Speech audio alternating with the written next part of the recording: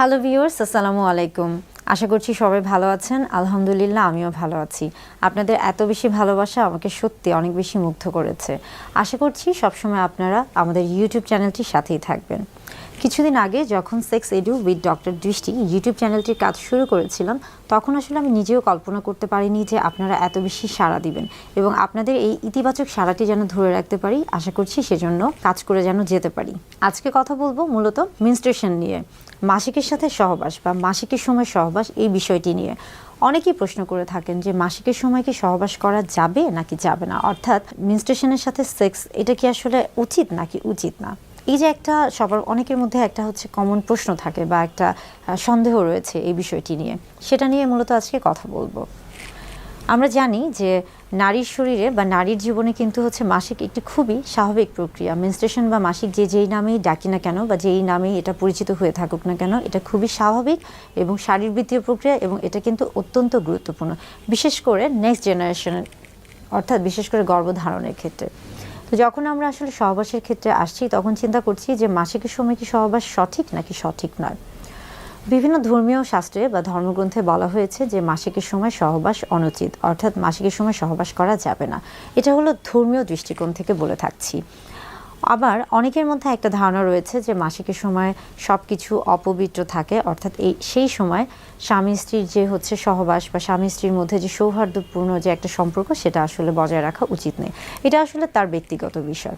এটা আসলে নির্ভর করছে মূলত আপনার মানসিক অবস্থার উপর বা আপনাদের দুজনের স্বামী স্ত্রী উভয়ের মানসিক অবস্থার উপর।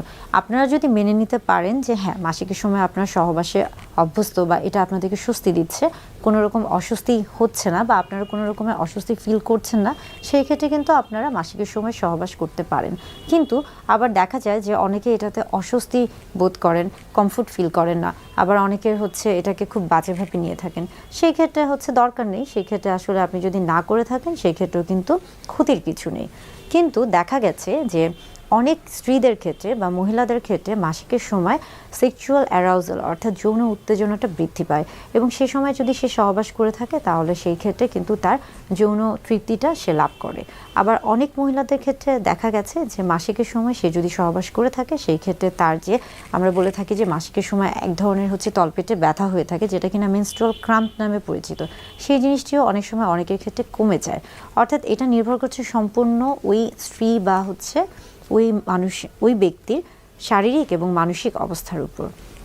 তেমনি যখন আমরা পুরুষদের ক্ষেত্রে চিন্তা করছি, অনেক পুরুষদের ক্ষেত্রে বলা হয়ে থাকে যে অনেক পুরুষরাই মাসিকের সময় সহবাসে অনেক বেশি অভ্যস্ত বা তারা এটাকে পছন্দ করে থাকে। বিশেষ করে পুরুষরা যখন এই সময় সহবাসে লিপ্ত হচ্ছেন, তখন যোনিপথে তারা একটা অতিরিক্ত পিচ্ছিল একটা ভাব অনুভব করেন, যেটা কিনা তাদের যৌন তৃপ্তিতে সহায়তা করে থাকে।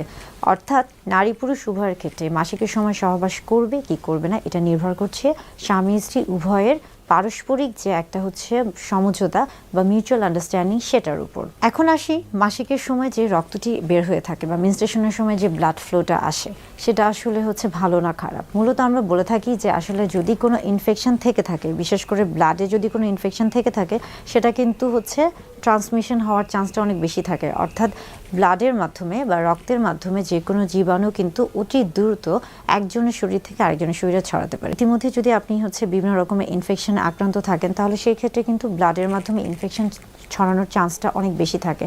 অর্থাৎ ওইভাবে যদি চিন্তা করে থাকি, তাহলে এই ক্ষেত্রে কিন্তু সহবাস না করাই